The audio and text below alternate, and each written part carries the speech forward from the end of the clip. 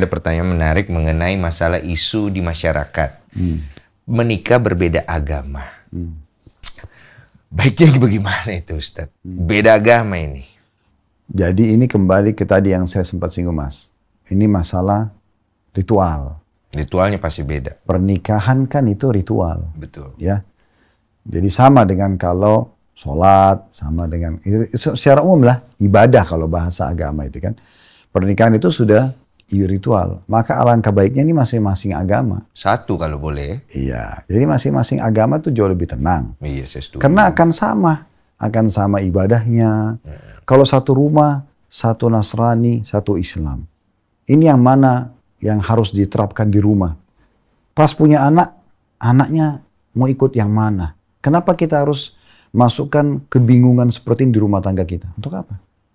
Udah, yang Nasrani sama Nasrani, yang Muslim sama Muslim. Karena sudah ritual. Iya. Sama tadi tuh, kenapa harus non-Muslim, Nasrani satu Kristen masuk ke masjid untuk ibadah? Kenapa harus Muslim masuk ke gereja untuk ibadah? Kenapa nggak di tempat ibadah masing-masing? Betul. Kan lebih tenang. Karena tata caranya akan sama kan kalau di tempat masing-masing. Nah, seperti itu. Iya. Berarti alangkah baiknya kalau sama ya. Tapi kalau misalnya beda, apakah itu menutup kemungkinan kebaikan ke depan? Nah, ini kan pertanyaannya gitu. Misalnya ada nih yang maksa tetap, Ustadz. Ya, ada kok yang berhasil gitu kan ya. Ada yang berhasil. Ya, mungkin ada yang tadinya beda, akhirnya berapa tahun kemudian akhirnya ngikut suami. Ada juga yang enggak juga, tapi keluarga tetap harmonis. Saya sih kalau ditanya tentang masalah rumah tangga, saya menjawab sederhana begini. Kita jangan bahas agama dulu ya. Iya. Kita bahas sesuatu yang lebih sederhana dari agama. Karena agama cukup besar. Iya. Kalau ada orang Indonesia yang datang konsultasi pada kami, Ustadz, saya ini orang Indonesia, apakah perempuan atau laki-laki? Saya mau nikah sama orang bule.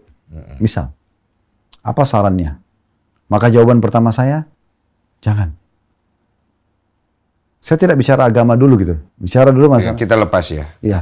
Nanti kita akan masuk ke masalah agama. Tapi kita bicara sekarang masalah perbedaan Kebiasaan. cuaca, kebiasaan, tradisi keluarga, dan segala macam. Jenis makanan. Beda. Orang bule tiap hari keju, kita mungkin tempe. Misal contoh. Oke, bisa adaptasi. Kan bisa adaptasi. Bisa. Tapi butuh ekstra energi loh. Butuh, iya. Kenapa kita nggak tempe aja? Kan lebih simpel. Mau istri kita masak tempe atau masak tahu, kita udah bisa langsung makan. Ya. Contoh misalnya, ini lebih mudah adaptasi. Bahasa, tradisi, dan segala macam. Begitu juga dengan perbedaan suku misalnya. Tidak ada masalah. Kalau dalam Islam dibolehkan bernikah dengan sama suku misalnya. Supaya lebih gampang adaptasinya. Apakah tidak boleh ke yang lain? Boleh saja. Tapi ingat, harus ada ekstra. Oke, siap dengan risiko itu. Itu dia poinnya. Dia poinnya. Nah, sementara kita dalam Islam kalau mau tenang, dikirakan gambaran, kan ketenangan jiwa itu sebagai sebuah salah satu target hidup ya. Betul. Bagaimana supaya orang tenang, nggak punya konflik sama orang, nggak punya permasalahan. Nah, dia memang tidak boleh lahirkan permasalahan itu. Walaupun kecil. Dalam Islam itu tidak ada manajemen konflik. Nggak boleh kita sengaja buat manajemen untuk konflik gitu. Saya curiga sama istri saya, curiga sama suami, curiga sama teman. Ini nggak boleh dalam Islam, nggak boleh ada konflik gitu. Kita harus selalu husnuzan, bersangka baik. Oleh karena itu kita juga mencari orang-orang yang tidak melahirkan kecurigaan itu dari awal, orang baik juga gitu-gitu. Iya, paham itu. Jadi kita butuh ekstra. Begitu juga pada saat orang lintas agama. Agama ini lebih besar. Iya, ini lebih besar. Karena akan ada ritual-ritual gitu kan. Ada keyakinan-keyakinan. Ya mungkin ini untuk mempersatukan sulit. Itu nggak mudah gitu. Ranjang itu tidak akan bisa, tanda kutip maaf saya bahasakan, tidak mungkin bisa menyatukan. Oh, kita yang penting gampang deh tidur sama-sama, nanti harmonis aja kok. Sulit, karena akan datang nanti di saat, yang Muslim mau sholat 5 waktu.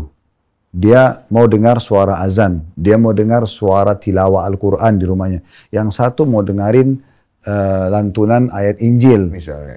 Atau nyanyian. Ini akan bentrok. Beda dia. Nah, kenapa ini dilahirkan? Kenapa enggak? Yaudah, lakum dinukum waliyadin. Kan lebih nyaman gitu ya. Nah, supaya tidak lahir konflik-konflik dalam hidup. Tidak jadi perselisihan dan gesekan, jangan dilahirkan dari awal. Selama itu akan bisa melahirkan konflik, udah jangan. akan lebih tenang. Nah, seperti itu. Oke.